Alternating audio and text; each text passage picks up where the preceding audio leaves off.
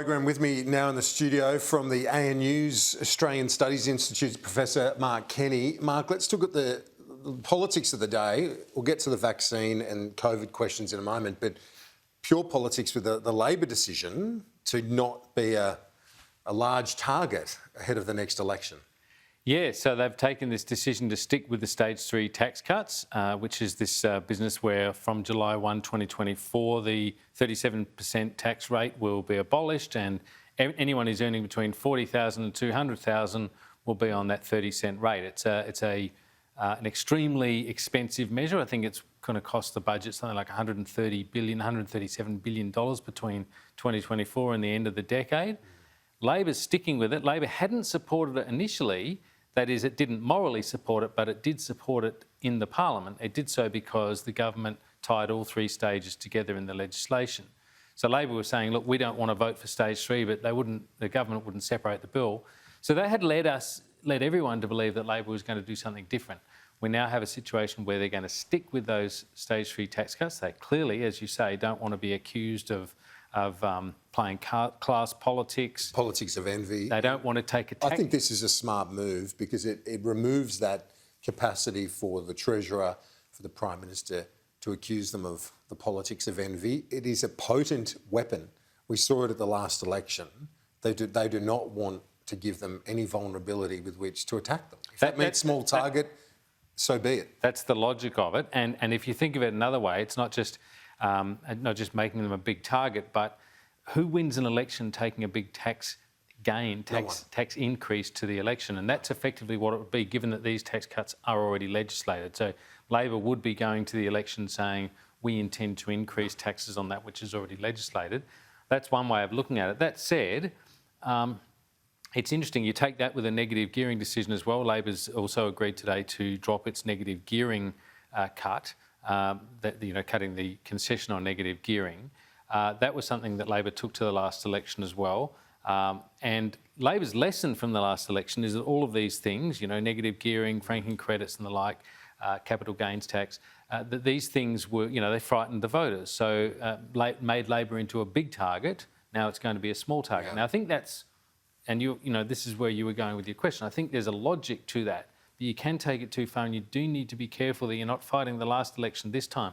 The world has fundamentally changed since the last election, as we all know, for reasons that we can come to. We don't need to. Everyone's so conscious of COVID and the way it's changed everything. When it is going to be an election on COVID and the management of that, why on earth would Labor give the government a vulnerability, whether it be on tax cuts or negative gearing, that would give them an opening to say, look at you again, this is politics of envy. And once people get that sort of statement, that noise there about tax, like you rightly said, no party would be going to an election saying we're going to increase tax on this cohort, because the government would be able to say, OK, that's them this time, you're next. No, that's true, and that is the political orthodoxy, and they've taken what I think is an orthodox political strategic decision. That said, you need to actually have a reason to be elected. You need to actually stand for things. And as I was sort of driving at, everything's changed. The state, if we think about it, government in a more general sense, has become much bigger since the last election.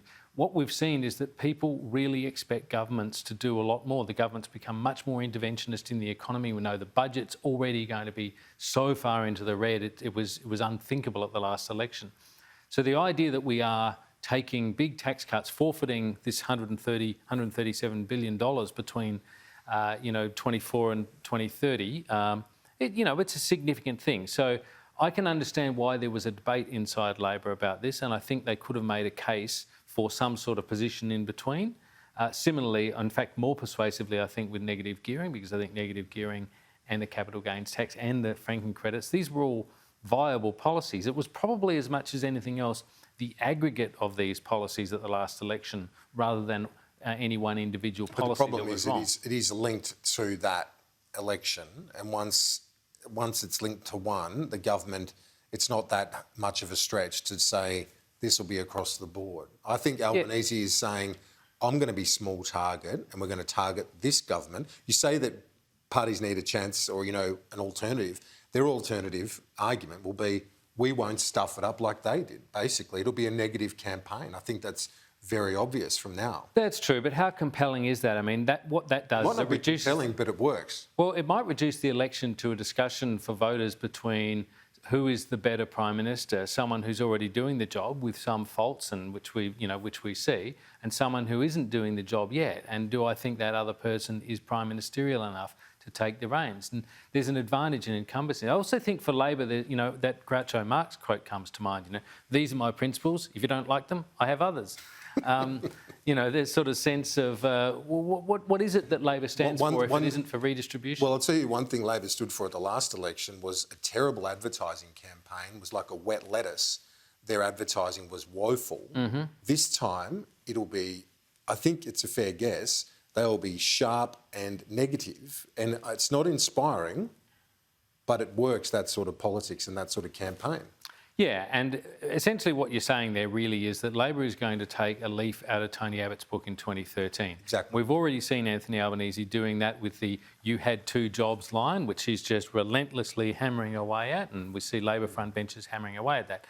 It might drive us, those of us who follow politics for a profession, might drive us a bit nuts, but the logic is that it takes a long time for these messages to sink through, and when they do cut through, they change people's minds. They reinforce frustrations, they reinforce a sense of dissatisfaction out in the community. So I think you're right. I think that is the way Labor is trending.